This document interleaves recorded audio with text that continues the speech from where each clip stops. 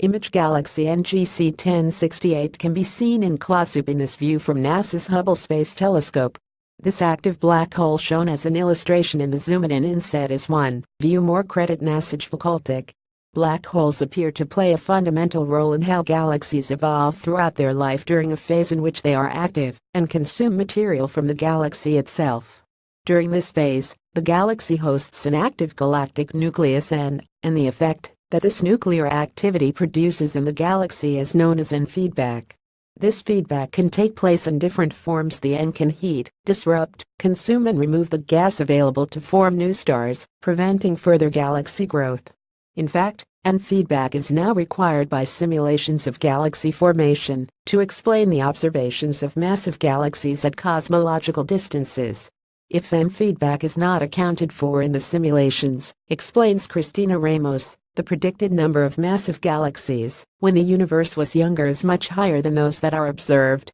Directly studying the influence of nuclear activity on galaxy evolution is challenging because of the different spatial scales and time scales involved in the two processes.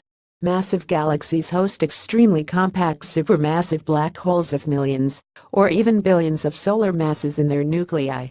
It is estimated that the phases of nuclear activity last for a short period of time, between 1 and 100 million years, whereas galaxy evolution processes, such as bulge growth or bar formation, last much longer.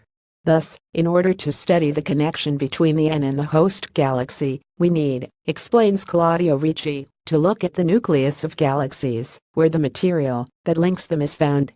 This material consists mainly of gas and dust, which are normally studied in the infrared and X-ray band.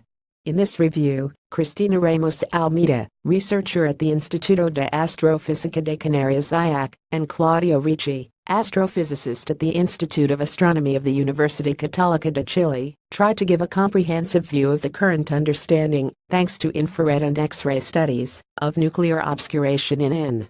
This has greatly improved in the last decade thanks to observing facilities such as CanariCam on the Gran Telescopio Canarias GTC, located at the Roque de los Muchachos Observatory Grafía, La Palma, and the Very Large Array Interferometer VLTI in the infrared range, as well as X-ray satellites like Nuster, Swiftbit, and Suzaku. We now know, adds Cristina Ramos, that this nuclear material is more complex and dynamic than we thought a few years ago. It is very compact, formed by gas and dusty clouds orbiting the black hole, and its properties depend on the N luminosity and accretion rate.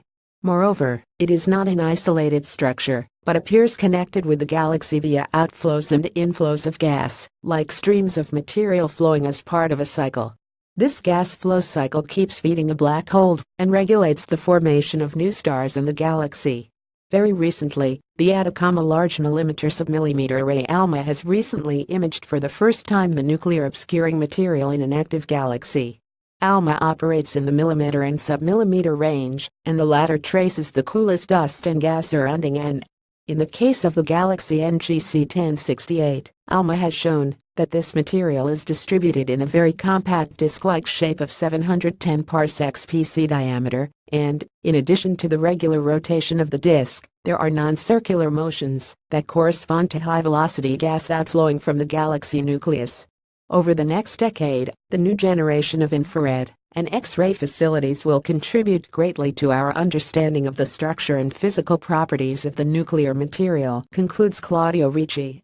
Disclaimer: Oz and EurekAlert are not responsible for the accuracy of news releases posted to EurekAlert by contributing institutions, or for the use of any information through the EurekAlert system.